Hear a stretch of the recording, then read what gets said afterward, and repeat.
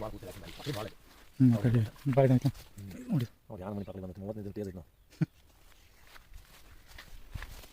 ನೋಡ್ರಿ ಈ ನಮ್ಮನೆ ಪಕ್ಕ ಹೊಡೆದೈತ್ರಿ ಜೇ ಹೊಡೆದ್ರು ಹಿಂಗೆ ಆಗಂಗಿಲ್ಲ ರೀ. ಈಗ ಸದ್ಯ ಒಂದೊಂದು ಕಡೆಗೆ 2-3 ಗುಣಿ ಐತ್ರಿ. ಕಾಯಿ ಈಗ ಹಿಡಿದ್ರೂ 3-4 ಟನ್ ಮೊಣಕತ್ತೈತಿ ರೀ. ಮುಂದೆ ಏನು ಗುಣಿ ಒಗಿತೈತಿ ಇಲ್ಲೋ ಡೌಟ್ ಬರ್ಲಾಯ್ತು ನಮ್ಗೆ. ನೋಡ್ರಿ ಇಲ್ಲಿ ಒಂದ ಕಡೆಗೆ 2 ಅದಾವ ರೀ, ಇಲ್ಲಿ 2 ಅದಾವ ರೀ. ನೋಡ್ರಿ ಎಲ್ಲ ಪ್ರತಿಯೊಂದಕ್ಕೂ ಎರಡು ಅದಾವ. ಜೇ ಮಾಡಿದ್ಕಿಂತ ಉದ್ದದಾವ ರೀ ಸದ್ಯದಾಗ.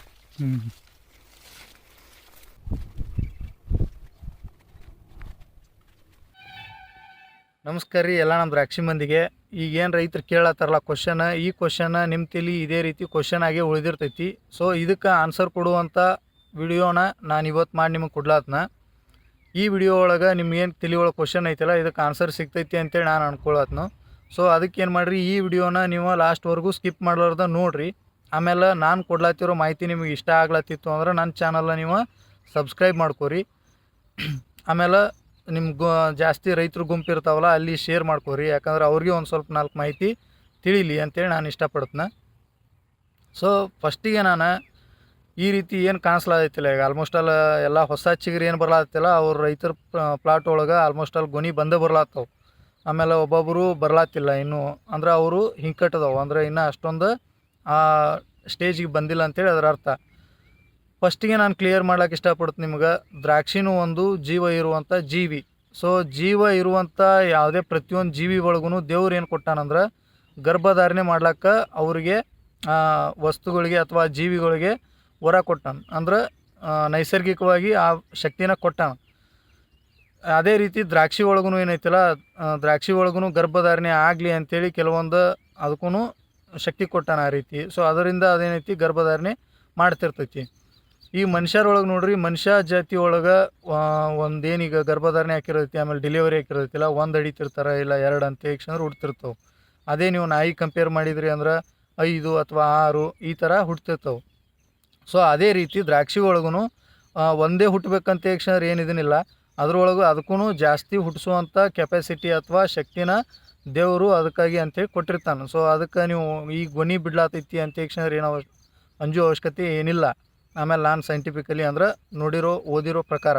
ಆಮೇಲೆ ಇನ್ನೊಂದು ಸೆಕೆಂಡ್ ಏನಂದ್ರೆ, ಈಗ ಎಲ್ಲ ಜೀವ ಇರೋಂಥ ಜೀವಿ ಒಳಗೂ ಗರ್ಭಧಾರಣೆ ಮಾಡ್ಕೊಳಕ್ಕಾಗಲಿ ಅಥವಾ ಗರ್ಭಧಾರಣೆ ಮಾಡ್ಲಿಕ್ಕಾಗಲಿ ಅಥವಾ ಗರ್ಭಧಾರಣೆ ಧರಿಸ್ಲಾಕ ಕೆಲವೊಂದು ಹಾರ್ಮೋನ್ಗಳು ಬೇಕೇ ಬೇಕು. ಮನುಷ್ಯರೊಳಗೂ ಬೇಕು, ನಾಯಿಗಳೊಳಗೂ ಬೇಕು, ಎಲ್ಲ ಎಮ್ಮಿಗಳೊಳಗೂ ಬೇಕು, ಎಲ್ಲ ಪ್ರತಿಯೊಂದು ಪ್ರಾಣಿ ಒಳಗೂ ಅಥವಾ ಪ್ರತಿಯೊಂದು ಜೀವಿ ಒಳಗೂ ಪರ್ಟಿಕ್ಯುಲರಾಗಿ ಒಂದು ಹಾರ್ಮೋನ್ ಇದ್ದೇ ಇರ್ತೈತಿ. ಸೊ ಅದೇ ದ್ರಾಕ್ಷಿ ಒಳಗೂ ಕೆಲವೊಂದು ಹಾರ್ಮೋನ್ಸ್ಗಳು ಇರ್ತಾವೆ, ಅಂದ್ರೆ ಗರ್ಭಗಟ್ಲಕ್ಕ ಸಹಾಯ ಮಾಡುವಂಥವು ಕೆಲವೊಂದು ಹಾರ್ಮೋನ್ಸ್ಗಳು ಇರ್ತಾವೆ. ಆ ಹಾರ್ಮೋನ್ಸ್ ಒಳಗೆ ಮೇನಾಗಿ ನಿಮ್ಗೆ ಕೆಲಸ ಮಾಡೋದಂದ್ರೆ ಹಾರ್ಮೋನ ಸೈಟೋಕಿನಿನ್ ಅಂತೇಳಿ ಬರ್ತೈತಿ. ಸೈಟೋಕಿನಿನ್ ಆಮೇಲೆ ಗಿಬ್ಬರ್ಲಿನ್ಸ್, ಆಕ್ಸಿನ್ಸ್ ಇವೆಲ್ಲ ಇದೇ ಇರ್ತಾವೆ ಆಲ್ರೆಡಿ ಪ್ಲಾಂಟ್ ಒಳಗೆ. ನೀವೀಗೇನು 6B ಆಗಲಿ ಲಿವೋಸಿನ್ ಆಗಲಿ ಈ ರೀತಿ ಏನು ಕೊಡ್ತಿರಲ್ಲ, ಇವೆಲ್ಲ ಅದರದೊಂದು ಪ್ರತಿರೂಪ ಅಷ್ಟೇ ಇವೆಲ್ಲನೂ.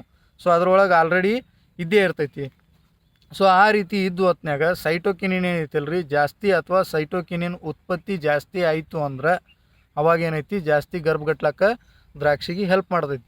ಈ ಸೈಟೋಕಿನಿನ ಯಾವ ಟೆಂಪ್ರೇಚರ್ ಒಳಗೆ ಅಥವಾ ಪರ್ಟಿಕ್ಯುಲರಾಗಿ ನೋಡ್ರಿ, ಈಗ ಮನುಷ್ಯಾಗ ಸಿಟ್ಟು ಬರ್ಬೇಕಂದ್ರೆ ಅದೇ ರೀತಿ ಅದಕ್ಕೆ ಹಿಂದೆ ಒಂದು ಕಾರಣ ಇರ್ಬೇಕು. ಅದು ಕಾರಣ ಇತ್ತು ಅಂದ್ರೆ ಅಷ್ಟೇ ಸಿಟ್ಟು ಬರ್ತಿರೋದು. ಆಮೇಲೆ ಈಗ ದ್ರಾಕ್ಷಿ ಒಳಗೆ ಏನೈತಲ್ಲ, ಈಗ ಸೈಟೋಕಿನಿನ್ ಐತಲ್ಲ, ಈ ಹಾರ್ಮೋನ್ ಉತ್ಪತ್ತಿ ಆಗ್ಬೇಕಂದ್ರೂ ಕೆಲವೊಂದು ಅದಕ್ಕೆ ಬೇಕಾಗಿರುವಂಥ ವಾತಾವರಣ ಅಥವಾ ಟೆಂಪ್ರೇಚರ್ ಆಗಲಿ ಕ್ಲೈಮೇಟ್ ಆಗಲಿ ಅದಕ್ಕೆ ಸಿಕ್ತು ಅಂದ್ರೆ ಅದು ಆಟೋಮೆಟಿಕ್ಲಿ ಜಾಸ್ತಿ ಉತ್ಪತ್ತಿ ಆಗ್ಲಿಕ್ಕೆ ನೋಡ್ತಿರ್ತೈತಿ. ಸೊ ಅದೇ ರೀತಿ ಅಂದರೆ ಮಿನಿಮಮ್ ಅಂದ್ರೆ ಒಂದು ಆನ್ ಎವರೇಜ್ ಹೇಳಬೇಕು ಅಂದ್ರೆ 25 to 25ರಿಂದ 32 ಡಿಗ್ರಿ ಸೆಲ್ಸಿಯಸ್ ಅಷ್ಟು ಟೆಂಪ್ರೇಚರ್ ಅಟ್ಮಾಸ್ಫಿಯರ್ ಒಳಗಿತ್ತು ಅಂದ್ರೆ ಅದು ಆಟೋಮೆಟಿಕ್ಲಿ ತಾನೇ ಸೈಟೋಕಿನಿನ್ ಉತ್ಪತ್ತಿ ಜಾಸ್ತಿ ಆಗಿರೈತಿ. ಸೊ ಜಾಸ್ತಿ ಆಗ್ಲಾಕೈತು ಅಂದ್ರೆ ಗರ್ಭಧಾರಣೆ ಜಾಸ್ತಿ ಆಗ್ಲಾತಿರ್ತೈತಿ. ಆ ಟೈಮ್ ಒಳಗೆ ಈ ಥರ ಎಲಿಗಳು ಏನು ಚಿಗುರು ಬರ್ತಿರ್ತೈತಿಲ್ಲ ಅಲ್ಲಿ ಹೊಸ ಗೊನಿಗಳು ಹುಟ್ಟೋದೇನೈತಿ ಕಾಮನ್ ಆಗಿರ್ತೈತಿ.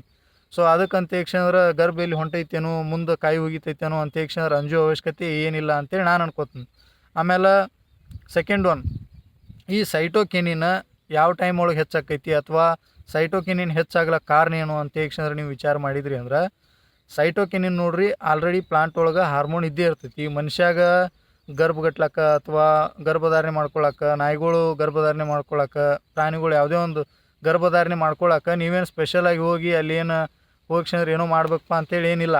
ಅದು ಆಲ್ರೆಡಿ ಪ್ಲಾಂಟ್ ಒಳಗೆ ಏನೈತಿ ಅಥವಾ ಯಾವ್ದು ಆಲ್ರೆಡಿ ಜೀವಿ ಒಳಗೆ ಆ ಹಾರ್ಮೋನ್ಗಳು ಇದ್ದೇ ಇರ್ತಾವೆ. ಜಸ್ಟ್ ನಾವು ಅದನ್ನೇನೋ ಮಾಡಬೇಕು, ಸ್ಟಿಮ್ಯುಲೇಟ್ ಮಾಡಬೇಕು. ಸ್ಟಿಮ್ಯುಲೇಟ್ ಮಾಡ್ಲಕ್ಕ ಅಂತೇಳಿ ಕ್ಷಣ ನಾವೇನು ಮಾಡ್ತೀವಿ, ಈಗ ದ್ರಾಕ್ಷಿ ಒಳಗೆ ನಾವು 6B ಆಗಲಿ, ಆಮೇಲೆ ಯುರಾಸಿಲ್ ಆಗಲಿ, ಈ ಥರ ಏನು ಲಿಯೋಸಿನ್ ಆಗಲಿ, ಈ ಥರ ಸ್ಪ್ರೇ ಮಾಡ್ತೀವಿ. ಅವೆಲ್ಲ ಏನು ಮಾಡ್ತೈತಿ, ಆ ಹಾರ್ಮೋನ್ನ ಜಾಸ್ತಿ ಉತ್ಪತ್ತಿ ಆಗ್ಲಕ್ಕ ಅಥವಾ ಜಾಸ್ತಿ ಸಂತಾನೋತ್ಪತ್ತಿ ರೆಡಿ ಆಗಲಿ, ಕೆಪಾಸಿಟಿ ಸಿಗಲಿ ಅಂಥೇಳಿ ಆ ಹಾರ್ಮೋನ್ಗಳನ್ನ ಅಂದ್ರೆ ಆ ಹಾರ್ಮೋನ್ಗಳನ್ನ ಎಚ್ಚರಿಕೆ ಅಥವಾ ಜಾಸ್ತಿ ಉತ್ಪತ್ತಿ ಮಾಡ್ಲಿಕ್ಕೆ ನಾವೇನು ಮಾಡ್ತೇವೆ, ಅವೆಲ್ಲ ಸ್ಪ್ರೇ ಮಾಡ್ತೇವೆ.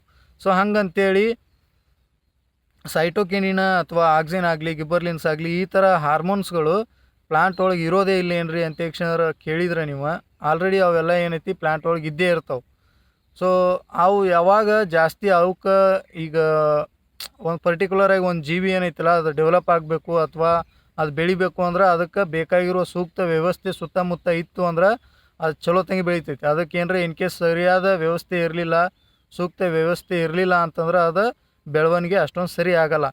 ಸೊ ಹಂಗೆ ಇದು ದ್ರಾಕ್ಷಿ ಒಳಗೂ ಈಗ ಗರ್ಭಧಾರಣೆ ಮಾಡ್ಕೊಳಕ್ಕೆ ನಮ್ಗೆ ಆ ಟೆಂಪ್ರೇಚರ್ ಏನು ಬೇಕಾಗಿತ್ತಲ್ಲ ಅದು ಗಿಡಕ್ಕೆ ಬರೋಬ್ಬರಿ ಸಿಕ್ತು. ಯಾರಿಗೆ ಅಂದ್ರೆ ಮೊದಲು ಮುಕ್ಕಟ್ಟು ಯಾರು ಚಟ್ನಿ ಹೊಡೆದಿದ್ರಲ್ಲ ಅವ್ರ ಪ್ಲಾಂಟ್ ಒಳಗೆ ಸರಿಯಾಗಿ ಬಿಸಿಲು ಬೆಳೀತು, ಆಮೇಲೆ ಗರ್ಭದ ಕೈನೂ ಸರಿಯಾಗಿ ಇದನ್ನಾಯಿತು, ಆಮೇಲೆ ಸ್ವಲ್ಪ ಮಳಿನೂ ಆಯ್ತು ಅವ್ರಿಗೆ. ಮಳಿ ಆದ ತಕ್ಷಣ ಆಮೇಲೆ ಅವ್ರಿಗೆ ಬರೋಬ್ಬರಿ ಅದೇನು ವ್ಯವಸ್ಥೆ ಇತ್ತಲ್ಲ, ಒಂದು ವ್ಯವಸ್ಥೆ ಬೇಕಂತ ಹೇಳ್ತೇವಲ್ಲ, ಆ ಗರ್ಭಧಾರಣೆಗೆ ವ್ಯವಸ್ಥೆ ಸೂಕ್ತ ಸಮಯಕ್ಕೆ ಸೂಕ್ತವಾಗಿ ಸಿಕ್ತು. ಸೊ ಅದು ಜಾಸ್ತಿ ನಿಮ್ಗೆ ಆಲ್ರೆಡಿ ಅದು ಉತ್ಪತ್ತಿ ಮಾಡ್ಕೊಂಡಿತ್ತು. ಆಮೇಲೆ ಮಳೆ ಆಯ್ತಲ್ರಿ, ಮಳೆ ಆದಮೇಲೆ ಇದು ಯಾರ ಪ್ಲಾಟ್ ಒಳಗೆ ಜಾಸ್ತಿ ಕಾಣಿಸ್ತೈತಿ ಅಂದ್ರೆ ನಿಮ್ಗೆ ನೋಡ್ಲಕ್ಕ ಮಣ್ಣೊಳಗೆ, ಯಾರ ಮಣ್ಣೊಳಗೆ ಜಾಸ್ತಿ ಪವರ್ ಐತಲ್ಲ ಅಂದ್ರೆ ಈಗ ನೀವು ಗೊಬ್ಬರ ಹಾಕಿರ್ತಿರಲ್ಲ, ಈ ಗೊಬ್ಬರ ಹಾಕಿರೋದು ನೀವು ಏನು ಈಗ ಗೊಬ್ಬರ ತಿಪ್ಪಿ ಗೊಬ್ಬರ ಒಗೆದಿರ್ತೀರಿ, ಸರ್ಕಾರಿ ಗೊಬ್ಬರ ಅಲ್ಲ, ತಿಪ್ಪಿ ಗೊಬ್ಬರ ಒಗೆದಿರ್ತಿರಲ್ಲ, ತಿಪ್ಪಿ ಗೊಬ್ಬರದ ಒಳಗೆ ಸೈಟೋಕಿನಿನ್ ಆಗಲಿ, ಹಾರ್ಮೋನ್ಸ್ ಆಗಲಿ ಅವೆಲ್ಲ ಜಾಸ್ತಿ ಇರ್ತವೆ. ಸೊ ಈಗ ನಿಮ್ಗೆ ನಾನು ಈ ರೈತರು ಏನು ತೋರಿಸ್ಲತ್ತಿರಲ್ಲ ಇವ್ರ ಪ್ಲಾಟ್ ಒಳಗೆ ನಿಮಗೆ ತೋರಿಸ್ಬೇಕಂತೇಳಿ ಜಸ್ಟ್ ಒಂದು ವಿಡಿಯೋ ಮಾಡಿದ್ದೆ ನಾನು. ಆ ವಿಡಿಯೋ ನೀವು ಈ ವಿಡಿಯೋನ ನೋಡ್ಕೊಂಡು ಹೋದ್ರಿ ಅಂದ್ರೆ ಗೊತ್ತಾಕೈತಿ ನಿಮಗೆ. ಈ ಪ್ಲಾಟ್ ಒಳಗೆ ಜಾಸ್ತಿ ಆಲ್ಮೋಸ್ಟ್ ಅಲ್ಲಿ ಎಷ್ಟು ನೀವು ನ್ಯಾಚುರಲ್ ಇರೋ ಅಂದ್ರೆ ರಾಸಾಯನಿಕ ಗೊಬ್ಬರ ಬಿಟ್ಟು ನಾರ್ಮಲ್ ಗೊಬ್ಬರ, ಈಗ ತಿಪ್ಪಿ ಗೊಬ್ಬರ ಇರ್ಬೋದು, ಈ ಥರ ಗೊಬ್ಬರಗಳನ್ನ ಜಾಸ್ತಿ ಯೂಸ್ ಮಾಡ್ಯಾರ ಇಲ್ಲಿ. ಸೊ ಈ ರೀತಿ ಜಾಸ್ತಿ ಯೂಸ್ ಮಾಡಿದಾಗ ಮಳೆ ಆಯ್ತಲ್ರಿ, ಏನು ತಂಪು ವಾತಾವರಣ ಬಂತಲ್ಲ, ತಂಪು ಕ್ಲೈಮೇಟ್ ಬಂದಾಗ ಅದೆಲ್ಲ ಮಳೆಯಾಗಿ ತಂಪಾಯ್ತು ಅಂದ್ರೆ ಗೊಬ್ಬರ ಏನೈತಲ್ಲ ಆಲ್ಮೋಸ್ಟ್ ಅಲ್ಲಿ ಎಲ್ಲ ಕರಗುವಂಥ ವ್ಯವಸ್ಥೆ ಆಯ್ತಲ್ಲಿ. ಆ ಕರಗುವಂಥ ವ್ಯವಸ್ಥೆ ಆಯ್ತಲ್ಲ, ಕರಗಿದ ಮೇಲೆ ಆಮೇಲೆ ಪ್ಲಾಂಟ್ ಒಳಗೆ ಜಾಸ್ತಿ ಆದ ಸೈಟೋಕಿನಿನ್ನ ಉತ್ಪತ್ತಿ ಮಾಡುವಂಥ ಪ್ರೊಸೆಸ್ ಇಲ್ಲಿ ಆಯ್ತು. ಸೊ ಹಂಗೆ ನಿಮಗೆ ಈ ರೀತಿ ಗೊನೆಗಳನ್ನ ತೊಗೊಂಬರ್ಲಾಕೈತು. ಸೊ ಇಲ್ಲಿ ನೀವು ತಿಳ್ಕೊಬೇಕಾಗಿರೋ ವಿಷಯ ಏನಂದ್ರೆ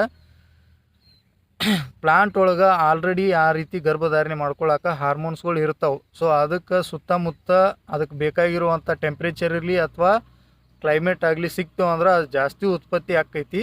ಜಾಸ್ತಿ ಉತ್ಪತ್ತಿ ಆಯಿತು ಅಂದ್ರೆ ಈ ಥರ ಗೊನೆಗಳ ಸಂಖ್ಯೆ ನಿಮಗೆ ಜಾಸ್ತಿ ಹೆಚ್ಚಿಗೆ ಬರ್ತೈತಿ. ಸೊ ಅದೇ ರೀತಿ ಹೇಳ್ಬೇಕು ಅಂದ್ರೆ ಇಷ್ಟು ಇವು ಗೊನೆ ಉಗಿದ ಮೇಲೆ ಇನ್ನು ಮುಂದೆ ಉಗಿತೈತೆ ಇಲ್ಲೋ ಅಂತೇಳಿ ನನಗೆ ಕೇಳಿದ್ರೆ ಆನ್ಸರ್ ನಿಮಗೆ ಏನೂ ಪ್ರಾಬ್ಲಮ್ ಆಗಲ್ಲ. ಅಂದ್ರೆ ನಾನು ಓದಿರೋ ಪ್ರಕಾರ, ನಾನು ನೋಡಿರೋ ಪ್ರಕಾರ, ಆಮೇಲೆ ನಾನು ಓದಿದೆ, ಆಮೇಲೆ ನೋಡಿದೆ, ಈ ಥರ ಅಂತೇಳಿ ಏನೂ ಪ್ರಾಬ್ಲಮ್ ಇಲ್ಲ ಅಂತೇಳಿ ಗೊತ್ತಾಯ್ತು.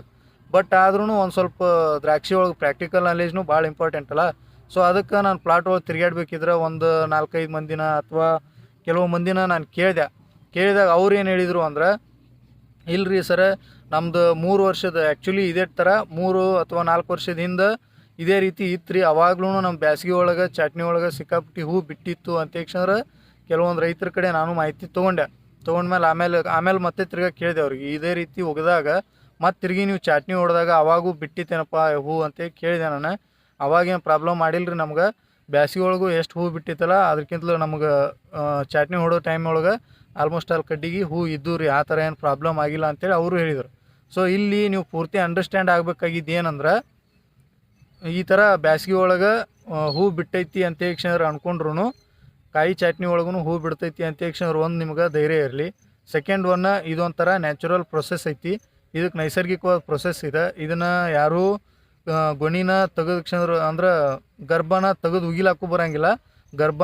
ಗರ್ಭಧಾರಣೆ ಮಾಡ್ಕೊಳಕ್ಕೆ ನಾವು ಹೋಗ್ಸಂದ್ರೆ ನಾವೇ ಏನೋ ಅದಕ್ಕೆ ಮಾಡಿ ಗರ್ಭಧಾರಣೆ ಮಾಡ್ಲಿಕ್ಕೂ ಬರೋಲ್ಲ. ಇದೊಂದು ನೈಸರ್ಗಿಕ ಪ್ರೊಸೆಸ್ ಅನ್ನೋದು ಅದು ಒಂದು ತಲೆಯಾಗಿರಲಿ. ಸೊ ನನ್ನ ಈ ವಿಡಿಯೋ ಮುಖಾಂತರ ನಿಮಗೆ ಬೇಕಾಗಿರೋ ಆನ್ಸರ್ ಸಿಕ್ತು ಅಂತೇಳಿ ಅನ್ಕೋತೀನಿ ನಾನು. ಸೊ ನಿಮಗೆ ಸಿಕ್ಕಿತ್ತು ಅಥವಾ ಇನ್ನೂ ಏನಾದರೂ ಡೌಟ್ ಇತ್ತು ಅಂದರೆ ಕೆಳಗಡೆ ನನ್ನ ವಾಟ್ಸಪ್ ನಂಬರು ಇರ್ತೈತಿ, ಅದಕ್ಕೆ ನೀವು ಯಾವುದೇ ರೀತಿ ಒಳಗೆ ಕಾಂಟ್ಯಾಕ್ಟು ಮಾಡ್ಬೋದು. ಆಮೇಲೆ ಈ ವಿಡಿಯೋ ನಿಮಗೆ ಇಷ್ಟ ಆಗಿತ್ತು ಅಂದ್ರೆ ಜಾಸ್ತಿ ಆಲ್ಮೋಸ್ಟ್ ಅಲ್ಲಿ ಎಲ್ಲರಿಗೂ ಶೇರ್ ಮಾಡಿರಿ ಅಂತ ಹೇಳ್ತೀನಿ ನಾನು. ಆಮೇಲೆ ನನ್ನ ಚಾನಲ್ಗೆ ನೀವು ಇನ್ನೂ ಏನಾದರೂ ಸಬ್ಸ್ಕ್ರೈಬ್ ಆಗಿರಲಿಲ್ಲ ಅಂದ್ರೆ ಸಬ್ಸ್ಕ್ರೈಬ್ ಮಾಡ್ಕೊರಿ ಅಂತ ಹೇಳಂದ್ರೆ ನಾನು ಈ ವಿಡಿಯೋ ಮುಖಾಂತರ ಹೇಳ್ತೀನಿ ನಿಮಗೆ. ನೆಕ್ಸ್ಟ್ ವಿಡಿಯೋ ನಾನು ಮತ್ತೆ ಕೆಲವೊಂದು ಪಾಯಿಂಟ್ಗಳು ಅಥವಾ ರೈತರ ತಲೆ ಒಳಗೆ ಕಾಡ್ಲತ್ತಿರೋ ಕ್ವಶನ್ಗಳ ಜೊತೆ ಮತ್ತೆ ನಾನು ನನ್ನ ನೆಕ್ಸ್ಟ್ ವಿಡಿಯೋ ಒಳಗೆ ನಿಮ್ಮ ಮುಂದೆ ಬರ್ತೇನೆ. ಸೊ ಅಲ್ಲಿವರೆಗೂ ಏನು ಮಾಡಿರಿ, ನನ್ನ ಹಿಂದೆ ಇರೋ ವಿಡಿಯೋಗಳನ್ನ ನೀವು ನೋಡಿಕೊಂಡು ಇನ್ನಷ್ಟು ಇನ್ಫಾರ್ಮೇಷನ್ನ ತಗೋರಿ ಅಂತ ಹೇಳ್ತೀನಿ. ಸೊ ಧನ್ಯವಾದ ರೀ.